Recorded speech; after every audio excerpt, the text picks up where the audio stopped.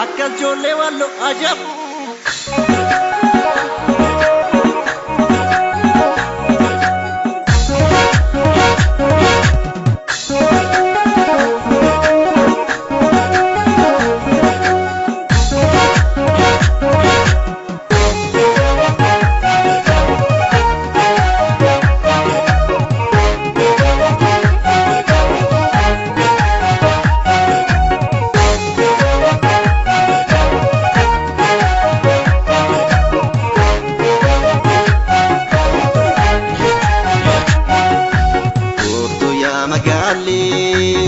Sijalachu male antara pagane damma damutiya jalala ke bare halkan guyya iya omi yusmidu atle namidin ya takitti diya sibilano diya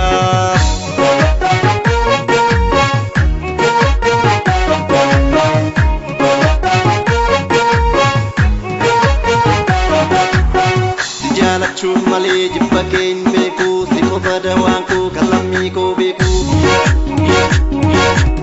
lujar pesa ke duka ke rasisa arkan wal kawanan masu al gadisa oromo da jenna yentu nungke ku kiru karim jiran kalami ko beku sapon tu lambi ko fulli buttu kana lambi ke timpun yentu sinyara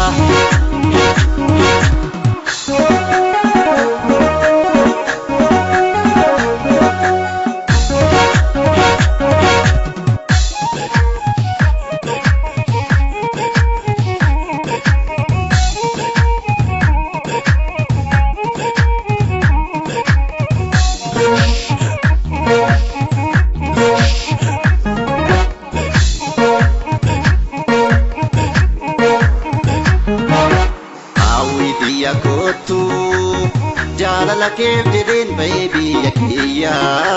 narra fagatini si walim barida yumo dirun kiya si filano kiya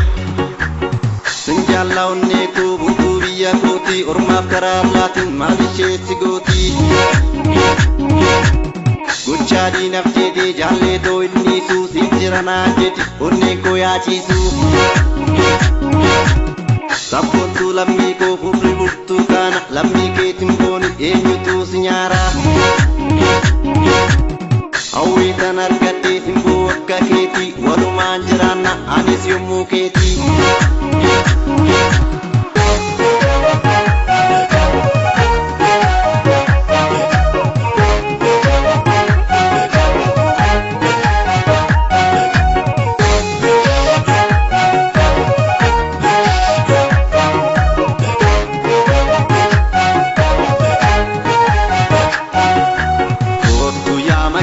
Kalloto sinjalatan yemu dubuto otu ya magali kalloto sinjalatan yemu dubuto jalali kenara kambeku narra pagenya kisinegu jalali kenara kan yadu narra pagenya kimbarbadu otu ya magali kalloto sinjalatan yemu dubuto otu ya magali kalloto sinjalatan yemu dubuto Jalali kenara kambeku narra pagenya kisinegu Jalali kenara kan yadu narra pagenya kimbarbadu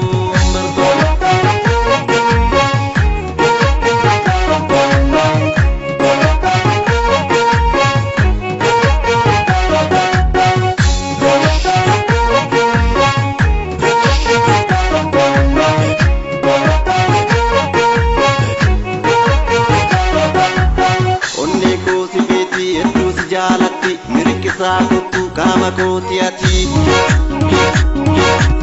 Yana tinaf kabdu gisa kosisa rafitu nafken jitu ambu gisa Onne kosi beti etu jalati mirikisa kutu kama kotiati